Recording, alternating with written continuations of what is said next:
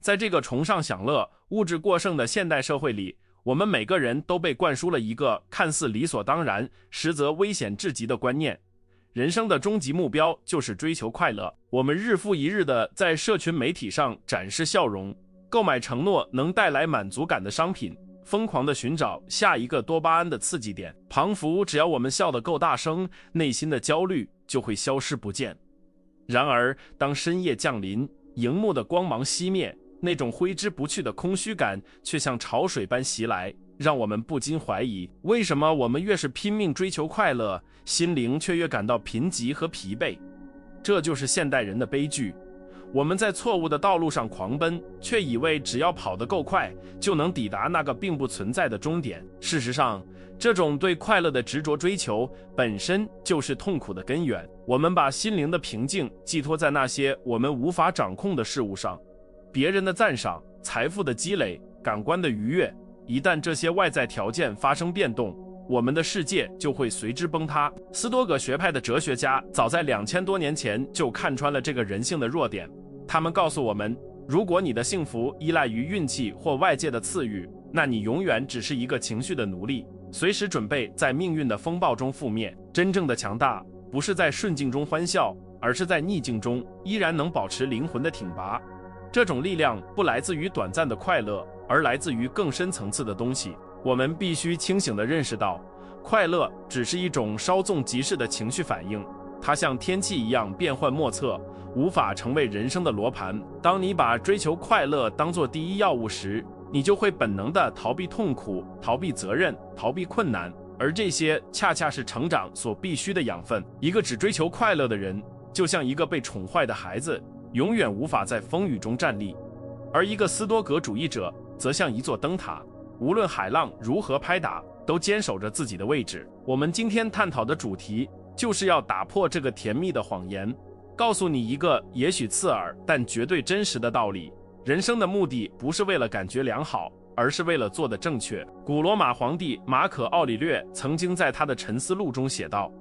不要把你的幸福寄托在别人的灵魂里，也不要寄托在周围环境的变化上，而要寄托在你自己的行动和品格之中。这位世界上最有权势的男人，拥有一切可以享受的荣华富贵，但他却选择了睡在硬板床上，在战火纷飞的前线思考生命的意义。他深刻地理解，外在的快乐是脆弱且不可靠的，唯有内在的品格，那种无论发生什么都坚持做正确之事的决心，才是真正属于我们自己，谁也夺不走的财富。这才是我们应该追求的至善，而非肤浅的欢愉。这就是斯多葛哲学的核心区别，他们追求的不是感官的快乐，而是生命的繁荣与正直。这两者看似都在寻求美好，实则有着天壤之别。感官的快乐是被动的，它需要外界的刺激来维持，一旦刺激消失，痛苦便随之而来；而生命的繁荣是主动的，它是通过理性的选择、对美德的践行以及对责任的承担而获得的内在满足。斯多葛主义者明白，做一个正直的人往往比做一个快乐的人更难，因为正直意味着要在诱惑面前说不，在恐惧面前前行，在无人看见的角落依然坚守原则。想象一下，当你面对一个艰难的道德抉择，选择轻松的谎言可能会带给你暂时的安逸和快乐，而选择诚实的真相却可能带来麻烦和痛苦。在这个时刻，追求快乐的人会毫不犹豫地选择谎言，因为他们的标准是什么让我感觉好；但追求正直的人会选择真相，因为他们的标准是什么是正确的。正是这种每一次的选择，塑造了我们的灵魂形状。如果你总是选择快乐，你的灵魂就会变得软弱、贪婪且依赖；如果你选择正直，你的灵魂就会变得坚韧、高贵且自由。这就是为什么斯多葛学派强调，美德本身就是最大的回报。然而，放弃对快乐的执着并不容易，因为我们的大脑经过数百万年的演化，本能地驱使我们趋利避害。要对抗这种生物本能，需要极大的勇气和持续的训练。这不仅仅是一种思维的转变，更是一场对抗自我的战争。你需要学会看着诱惑的眼睛，冷静地告诉他，你虽然能带给我快感，但你不能带给我尊严。这种自我主宰的能力，才是人类理性的最高体现。当你不再祈求快乐，你反而会获得一种深沉的宁静，那是一种知道自己无愧于心的坦然。这种坦然比任何狂喜都要持久和真实。塞内卡曾警告我们，那些追求快乐的人往往在快乐中迷失了自己，最终成为了快乐的奴隶。看看我们周围，多少人为了追求一时的快感而透支了健康，为了虚荣而背负了债务，为了权力而泯灭了良知。他们以为自己在追逐幸福，实际上是在为自己挖掘坟墓。斯多葛哲学是一剂清醒剂，它猛烈地摇晃我们沉睡的灵魂，逼迫我们睁开眼睛看清现实。快乐不是目标，它是正直生活的副产品。如果你直接追逐快乐，你会失去它；如果你追逐正直快乐，那种高级的宁静的快乐往往会不期而至。在这段旅程中，我们将会感到不适，因为我们将挑战现代社会最根深蒂固的价值观。我们将不再问这件事会让我快乐吗，而是开始问这件事是正确的吗。这种转变会让你失去一些酒肉朋友，会让你错过一些短暂的狂欢，甚至会让你显得有些格格不入。但请相信，这是灵魂觉醒的必经之路。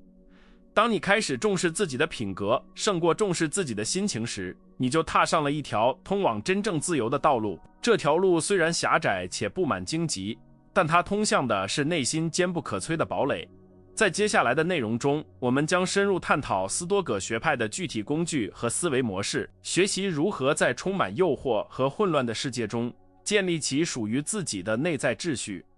我们将剖析如何区分什么是我们能控制的，什么是我们必须接受的。我们将学习如何像战士一样面对命运的无常，而不是像受害者一样抱怨。准备好你的笔记，更重要的是准备好你的心，因为我们即将开始的不是一场寻求慰藉的心理按摩，而是一次重塑灵魂的哲学手术。如果你准备好了，请深呼吸，让我们一起走进斯多葛的智慧殿堂。如果要将追求快乐从人生的首要位置移除，我们必须找到一个更坚固、更值得追求的替代品。斯多葛学派给出的答案只有一个词：美德。在古希腊语中，这个词不仅仅意味着道德上的良善，更代表着一种卓越的功能性，即一个事物完美地发挥了它应有的本质。对于人类而言，我们的本质是理性的思考和社会性的共存，因此斯多葛主义者眼中的正义或正直，就是将理性发挥到极致，无论环境如何险恶，都能做出最符合逻辑与良知的选择。这不是为了获得天堂的门票，而是为了在此时此刻活得像一个真正的人，而不是被本能驱使的野兽。斯多葛哲学将这种正直具体化为4大枢纽美德，它们是我们在混乱世界中导航的唯一罗盘：智慧、正义、勇敢和节制。智慧并非指智商的高低，而是指看清事物真相的能力，能够分辨什么是善，什么是恶，什么是中性的无关紧要之事。当我们追求快乐时，我们往往会扭曲真相，自我欺骗说这一次放纵没关系。但当我们追求智慧时，我们会残忍的诚实，承认逃避只会带来更大的灾难。这种对真相的绝对忠诚是建立强大人格的第一块基石，它让我们不再活在舒适的幻想泡沫中，而是脚踏实地站在现实的岩层上。第二个支柱是正义，这也是斯多葛学派最具社会责任感的一面。正义不仅仅是遵守法律，更是对他人的善意与公平，即便这会损害我们自己的利益。在现代职场或人际关系中，为了上位而踩踏他人，为了利益而背弃承诺，往往能带来短期的快乐或收益。然而，斯多葛主义者深知，这种快乐是带有毒素的，它会腐蚀灵魂的完整性。马可·奥里略反复提醒自己，对蜂群无益的事，对蜜蜂也不会有益。追求正义意味着我们理解自己是宇宙整体的一部分，伤害他人最终就是伤害自己的人格。这种宏大的视角让我们超越了自私的快乐算计。第三个支柱是勇敢，这在我们谈论不追求快乐时尤为关键。这里的勇敢不是战场上的厮杀，而是面对痛苦、贫穷、批评甚至死亡时，依然坚持做正确之事的道德勇气。追求快乐的人本质上是胆小的，他们恐惧任何形式的不适，而追求正直的人则是困难为磨练的机会。当你明知说真话会得罪人，却依然选择诚实；当你明知坚持原则会损失金钱，却依然拒绝同流合污，这种时刻就是你灵魂肌肉最强壮的时刻。勇敢不是没有恐惧，而是判断出有比恐惧更重要的东西，那就是你的尊严和原则。第4个支柱是节制，也就是自我控制的能力。这是对抗现代消费主义和享乐主义最强大的武器。在这个充满诱惑的世界里，我们被教导要放飞自我，及时行乐。但斯多葛学派告诉我们，放纵欲望只会导致奴役。真正的自由来自于自律，来自于你有能力对着垂涎欲滴的美食、唾手可得的色欲或虚荣的赞美说不。节制不是要我们过苦行僧的生活，而是要我们成为欲望的主人，而非奴隶。只有当你不再被快乐的渴望所牵制时，你才能真正拥有选择正确道路的自由。否则，你只是一个被多巴胺牵着走的傀儡。这4大美德构成了斯多葛主义者的脊梁，但要将它们付诸实践，我们必须掌握一个核心的心理工具——控制2分法。艾比克泰德在手册的开篇就直截了当地指出，有些事情是我们能控制的，有些事情是我们不能控制的。这句看似简单的话，却是区分追求快乐与追求正直的分水岭。快乐通常取决于外部结果，我们是否升职，是否被爱，股票是否上涨，这些都在我们的控制之外。如果你将目标设定为获得这些结果，你必然会陷入焦虑和失望，因为命运随时可以收回这些馈赠。相反，正直和美德完全属于我们的控制范畴。我们无法控制别人是否尊重我们，但我们可以控制自己是否值得尊重。我们无法控制是否富有，但我们可以控制自己获取财富的手段是否光明磊落。斯多葛主义者将所有的精力都集中在这些内部目标上。当你的目标从我要赢转变为我要尽全力打好这场比赛时，你就立于不败之地了。因为外界无法阻止你尽力，也无法阻止你诚实。只要你做到了这些，你就已经成功了。无论外在的结果如何，你的内心都是圆满的。这里有一个非常经典的射箭手比喻，可以完美诠释这一点。一个斯多葛式的射箭手，他的目标不是射中红心，而是完美的拉开弓，精准的瞄准，并平稳地释放箭矢。射中红心是快乐，是结果，它受风向、目标移动等运气因素影响，而完美的动作是正直，是过程，它完全由射手掌控。如果箭射出后被一阵突如其来的风吹偏了，普通人会沮丧、愤怒，因为他们追求的是结果。但斯多葛射手会平静地放下弓，因为他知道自己已经做到了极致的正确，结果如何已与他的价值无关。这种思维模式的转变是革命性的。试想一下，如果你每天上班的目标不再是让老板开心或获得奖金，而是展现出我的专业与勤奋，你的焦虑会减少多少？当你不再执着于快乐的结果，你反而能更专注、更高效的行动。这就是斯多葛哲学的悖论。当你不去刻意追求外在的奖赏，只专注于内在的修为时，你往往会表现得更好。外在的奖赏反而更容易随之而来。但即便奖赏没有来，你也无所谓，因为你已经获得了更宝贵的东西，一个无愧于心的自我。这种对控制的深刻理解，能让我们在面对人生的重大打击时保持屹立不倒。当不幸降临，比如失去亲人或遭遇破产，追求快乐的人会崩溃，因为他们的快乐源泉被切断了。但追求正直的人会问自己，在这个不可控的灾难中，我能控制什么？我能控制我的态度，我能控制我如何安慰他人，我能控制我如何重建生活。这种态度将受害者转变为行动者。我们不再是命运的玩物，而是自己灵魂的船长。痛苦不可避免，但受苦是可选的。正直的行动就是我们穿越痛苦之海的方舟。为了落实这一点，我们需要练习将价值判断从外在事物中剥离。金钱不是善，贫穷也不是恶，它们只是无关紧要之物，关键在于你如何使用它们。一个正直的人可以用金钱行善，也可以在贫穷中保持高贵。一个邪恶的人可以用金钱作恶，也会在贫穷中堕落。所以不要再祈求上苍给你顺境，而要祈求自己拥有在任何境遇下都能保持正直的智慧。这是一种极高标准的自我要求，它要求我们在没有人看见的时候，依然严格遵守内心的道德律令。塞内卡曾说，没有人比那些从未经历过逆境的人更不幸，因为他被剥夺了证明自己的机会。这句话揭示了斯多葛主义者对待困难的独特视角。困难不是阻碍快乐的绊脚石，而是试炼正直的磨刀石。每一次命运的打击都是生活在问你，你真的如你所说的那样坚强和正直吗？追求快乐的人会逃避这个问题，而斯多葛主义者会迎难而上，用行动回答，是的，我准备好了。这种主动拥抱挑战的态度，将生活的被动承受转化为了主动的艺术创作。在日常生活中，我们可以通过预演逆境来强化这种心态。每天早晨花几分钟想象今天可能会发生的糟糕事，车子抛锚，被客户拒绝，被朋友误解，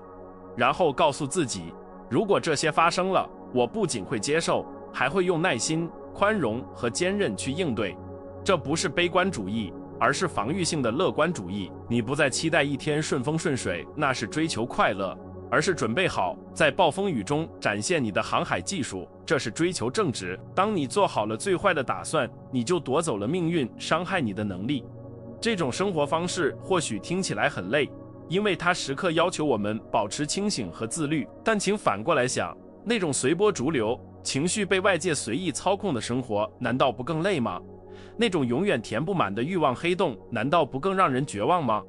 追求正直虽然需要努力，但它带来的回报是内心的统一与和谐。你不再有面具，不再有伪装，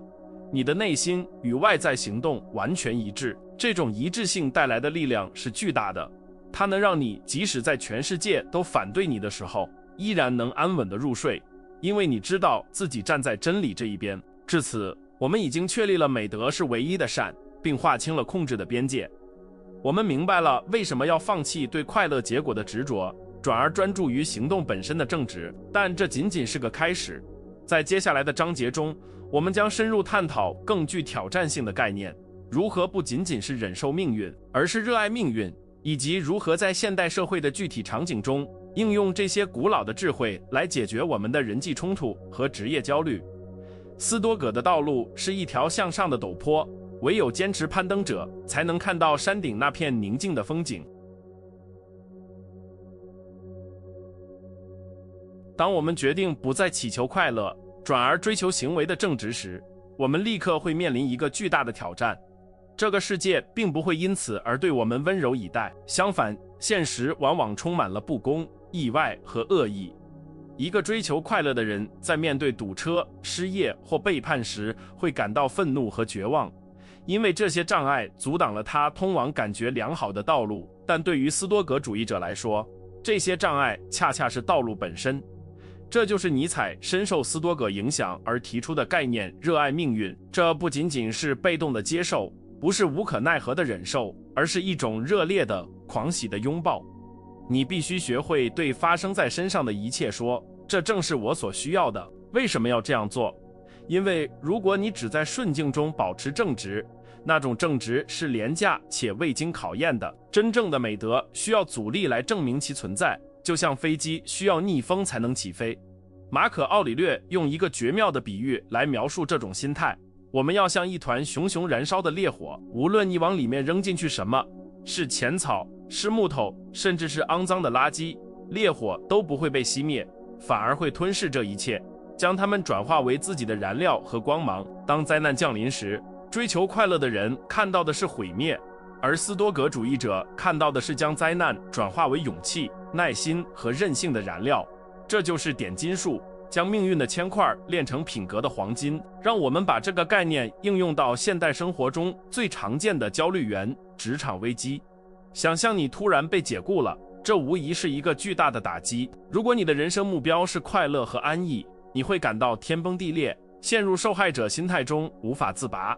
但如果你追求的是正直，你会立即意识到这是一个练习高贵的回应，不幸的绝佳机会。你无法控制公司的决定，但你可以控制自己离开时的风度，控制自己寻找新机会时的勤奋，控制自己不将焦虑传递给家人的责任感。在这一刻，失业不再是一个悲剧，而是一个展示你内在力量的舞台。除了环境的挑战，我们面临的另一个巨大考验是人。在追求正直的道路上，我们不可避免地会遇到粗鲁、自私、无理的人。追求快乐的人会避开这些人，或者与他们发生冲突，因为这些人破坏了心情。但斯多葛学派提醒我们，我们与这些人同属一个人类共同体，我们有责任以理性和善意对待他们，即便他们不值得。这并不意味着我们要忍受虐待，而是意味着我们不允许他们的恶行拉低我们的标准。正如马可·奥里略每天清晨告诫自己的那样，我今天会遇到忘恩负义、傲慢、欺诈的人，但我不会对他们生气，因为他们是因为无知才作恶，而我知道什么是善。这里我们需要引入斯多葛学派的另一把利刃，客观的表象。我们的大部分痛苦并非来自事物本身，而是来自我们对事物的判断。当别人在社群媒体上攻击你，或者在背后说你坏话时，如果你追求的是面子和快乐，你会感到深受伤害。但如果你运用客观的利刃，剥去那层情绪的外衣，你会发现那只是另一个人在发出一些声音或屏幕上的一些像素点。这些声音和像素本身并不具备伤害你灵魂的能力，只有当你同意他们的判断，认为自己受到了侮辱时，伤害才会真正发生。这一点在现代消费主义陷阱中同样适用。我们为什么会为了买不起名牌包或豪车而感到痛苦？因为我们给这些物体附加了成功和幸福的错误判断。斯多葛主义者会残忍地解构这些欲望。那瓶昂贵的红酒只不过是发酵的葡萄汁，那件华丽的长袍只不过是染了血的羊毛，那辆豪车只不过是一堆金属和橡胶的组合物。当你看清了事物的本质，你就剥夺了它们诱惑你的力量。你不再被这些身外之物所奴役，因为你明白，拥有一堆昂贵的无关紧要之物，并不能增加你灵魂的一克重量。然而，这并不意味着斯多葛主义者必须过着贫穷的生活。这是一个常见的误解。斯多葛哲学并不排斥财富、健康或名誉，他们将这些称为优先的中性之物。也就是说，在不损害正直的前提下，拥有财富比贫穷好，健康比生病好，但关键在于不损害正直。如果获得财富需要你撒谎，那么斯多葛主义者会毫不犹豫地选择贫穷。如果获得权力需要你出卖朋友，那么他们会选择无权无势。他们是财富的主人，随时准备好在命运夺走这一切时，能够耸耸肩说，我来时本就一无所有。这种心态赋予了我们一种消极的自信。现代励志学告诉我们要相信自己会成功，而斯多葛学派告诉我们要准备好可能会失败。这听起来很丧，但实际上这才是最强大的心理防线。当你不再害怕失去，不再害怕失败，不再害怕别人的眼光时，你就获得了真正的自由。你可以大胆地去创业，去爱，去表达，不是因为你确信会得到快乐的结果，而是因为你知道即使结果是最坏的，你依然有能力承受，并且依然能保持你的正直。恐惧消失的地方，就是生活真正开始的地方。我们必须警惕的一种危险是精神上的傲慢。当我们开始练习斯多葛哲学，看着周围那些为了蝇头小利而争得头破血流的人，很容易产生一种优越感，觉得自己比别人高尚。这种傲慢本身就是一种对快乐、虚荣感的追求，它会悄悄腐蚀你的正直。真正的斯多葛主义者是谦卑的，他们知道人性是多么脆弱，自己离圣人的标准还有多远。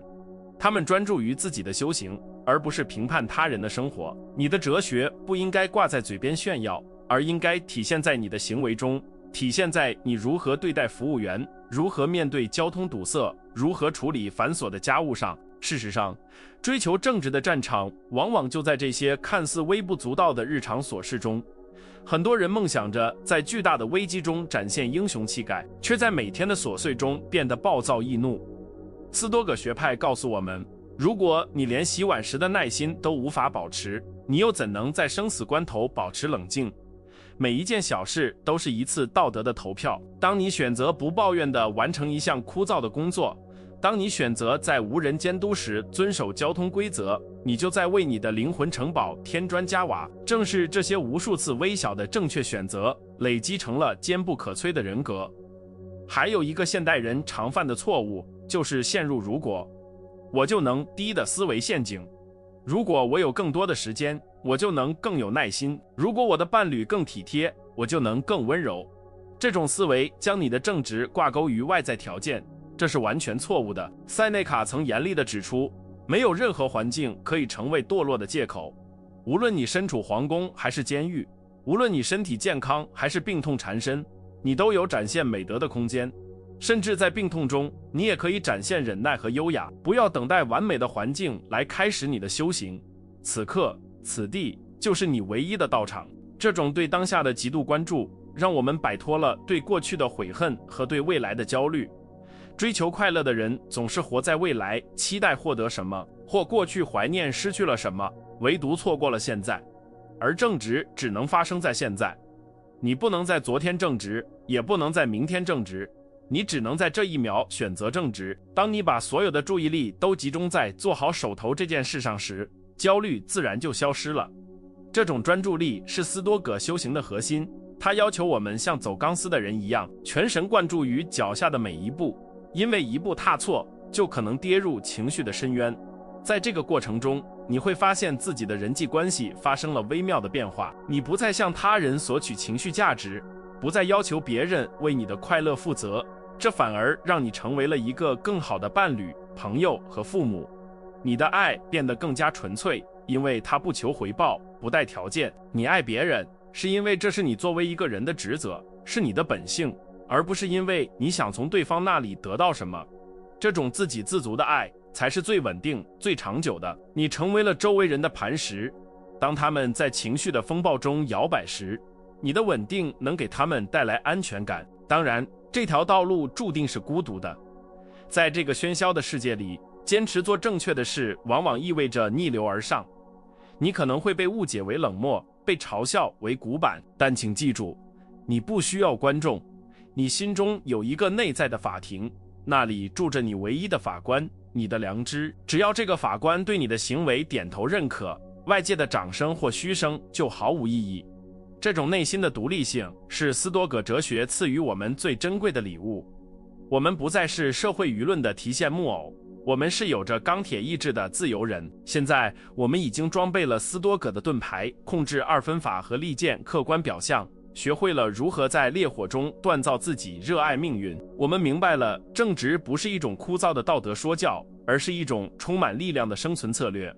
在接下来最后的篇章中，我们将把视角拉高，从宇宙的维度来审视我们短暂的一生。我们将面对那个终极的问题——死亡，并探讨如何在有限的时间里画出一个完美的句号。这将是我们整个斯多葛旅程的升华，让我们准备好迎接最后的智慧洗礼。为了真正摆脱对渺小快乐的病态依赖，斯多葛哲学邀请我们进行一次思维的升维，采用一种被称为高空视角的练习。想象你的意识离开了身体，缓缓升上高空，俯瞰着你所在的城市、国家，甚至整个地球。在这个宏大的宇宙尺度下，你那因为没得到赞赏而受伤的自尊，或者因为少赚了一点钱而产生的焦虑，显得是多么的微不足道和可笑。当我们把自己困在狭隘的自我中心视角时，每一个小挫折都被放大成了灾难。我们拼命抓取快乐，就像蚂蚁拼命抓取一粒糖蟹。但当你站在宇宙的高度，你会发现，唯一具有重量和永恒意义的，不是你获得了多少糖蟹，而是你在这短暂的瞬间里，是否展现出了与这个浩瀚宇宙相匹配的理性和美德。这种宇宙观不仅让我们谦卑，更让我们意识到自己与万物的连结。这就是斯多葛学派所说的同理心。我们不是孤立的个体，不是为了互相竞争、快乐份额而存在的对手。我们像身体上的手和脚一样，是为了相互协作而生的。一个追求个人感官快乐的人，切断了这种连结，成为了宇宙中的癌细胞，只知索取，不知奉献。而一个追求正直的人，深刻理解自己是这宏大整体的一部分。他的每一个善行，每一次忍耐，都是在为整个宇宙的秩序贡献力量。这种使命感带来的满足，远比任何独自享用的快乐都要深沉和持久。它让你感觉到自己不再是一粒尘埃，而是一股推动世界向善的力量。在这个宏大的背景下，时间成为了我们最稀缺也是最不可再生的资源。塞内卡在《论生命之短暂》中痛心地指出，我们不是拥有的时间太少，而是浪费的时间太多。那些追求快乐的人将大把的时间挥霍在无意义的社交、虚荣的攀比和对未来的空想上，他们就像挥金如土的败家子，直到生命的最后一刻才惊觉自己一无所有。而斯多葛主义者将时间视为修行的道场，他们不允许任何一分钟被无意识的浪费，每一刻都是一个选择的机会，选择放纵还是节制，选择抱怨还是感恩，选择正直还是苟且。这种对时间的吝啬，恰恰是对生命最大的尊重。既然时间如此宝贵，我们就不能再把做一个好人这件事推迟到未来。马可·奥里略曾急切地告诫自己，不要再争论一个好人应该是什么样子了，去成为一个好人吧。我们总是习惯说，等我退休了，等我有钱了，等这阵子忙完了，我就去追求更有意义的生活。这是一个巨大的陷阱，因为未来是命运的领地，它可能永远不会到来。你唯一拥有的只有现在，正直只能在此刻被实践。如果你现在不快乐，那是因为你寄希望于未来；如果你现在不正直，那是因为你还在等待条件。斯多葛主义者斩断了所有的拖延，他们把每一天都当作生命的最后一天来度过。这引出了斯多葛哲学中最震撼人心也最常被误解的工具——死亡审思。在现代文化中，死亡是一个禁忌，是快乐的终结者，我们竭尽全力去遗忘它。但在斯多葛看来，死亡是生命的度量衡，是赋予一切意义的背景板。如果你认为你会永远活着，你就会把时间浪费在琐事和享乐上；但如果你意识到死神随时可能降临，你就会立刻分清什么是重要的，什么是垃圾。当死亡的阴影笼罩时，那顿昂贵的晚餐，那个限量版的包包，那点微不足道的面子，瞬间失去了光彩。唯有你对家人的爱，你对原则的坚守，你内心的纯净，会在死亡面前闪闪发光。试着想象一下你的葬礼，这不是为了吓唬自己，而是为了进行一次终极的价值审计。当你躺在棺木中，你希望人们如何评价你？你希望他们说他是一个一生都在追求享乐，从不吃亏的人吗？还是希望他们说他是一个正直的人，一个在困难面前不低头，在诱惑面前不动摇，给周围带来力量的人？追求快乐的人往往会留下空虚的遗产，因为快乐是无法传递的，而追求正直的人会留下精神的丰碑，他们的故事和品格会成为后人的路标。既然我们终将离去，不如活得像一个传奇，让死亡成为我们高贵一生的最后一个注脚，而不是一场充满遗憾的仓皇逃离。这种向死而生的态度，让我们学会了如何正确地结束每一天。斯多葛主义者建议我们在每天睡前进行一次灵魂的盘点，我今天哪里做错了，哪里做对了，哪里还可以改进。这不是为了自我惩罚，而是为了自我校准。如果你发现自己今天为了追求一时的快感而说了谎，或者因为恐惧而退缩，不要陷入自责的泥潭，承认它，原谅自己，并决心明天做得更好。每一天的结束都是一次小型的死亡，每一天的清晨都是一次重生。通过这种日复一日的微调，我们一点一点地剔除灵魂中的杂质，让正直的肌肉变得越来越强壮，直到它成为一种本能。同时，我们要在内心建立一座内在堡垒，这是一个任何外力都无法攻破的圣所。外面的世界可能战火纷飞，你的身体可能遭受病痛折磨，你的名誉可能被小人诋毁，但在这座堡垒里，你的理性是绝对的主宰。只要你不签发同意书，没有任何伤害能进入这里。这就是斯多葛哲学所承诺的不可战胜性。这不是说你不会流血或流泪，而是说你的灵魂核心永远不会被征服。你不再是一个随波逐流的受害者，你是一个守卫自己灵魂疆域的战士。这种尊严感比任何廉价的快乐都要珍贵千倍。我知道这条路听起来非常艰难，甚至有些反人性，在这个推崇爱自己就是让自己舒服的时代，斯多葛学派却要求我们爱自己就是严格要求自己。这确实是一条少有人走的路，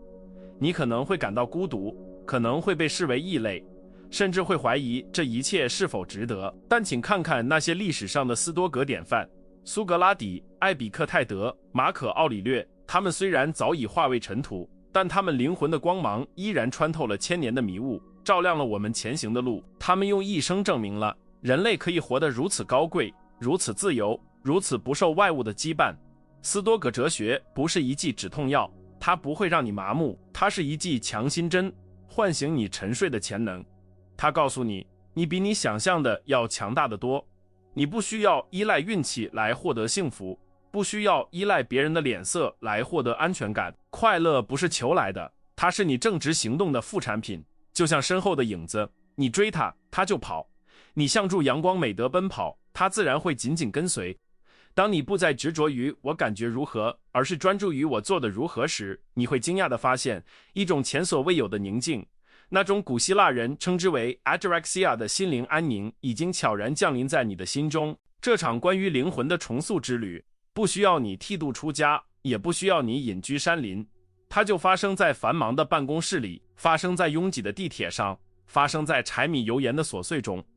每一次你忍住了脾气，每一次你拒绝了诱惑，每一次你在绝望中选择了坚持，你都在践行着斯多葛的智慧。不要小看这些微小的胜利，正是它们汇聚成了你命运的洪流。记住，这不是一场100米冲刺，这是一场持续一生的马拉松。跌倒了没关系，站起来，拍拍尘土，继续前行，因为方向比速度更重要。最后，我想问你一个问题，这也是你需要问自己的问题。当人生的最后一幕落下，你希望自己是一个被欲望耗尽的过客，还是一个因正直而圆满的英雄？选择权永远在你手中，不在运气手中，也不在他人手中。斯多葛哲学给了你地图和罗盘，但路必须由你自己一步一步去走。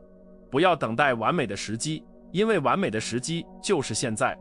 不要等待英雄来拯救你，因为你就是那个英雄。从今天开始，不再寻求廉价的快乐，去寻求那艰难但荣耀的正直吧。这不仅仅是一种哲学，这是一种生活方式的宣战，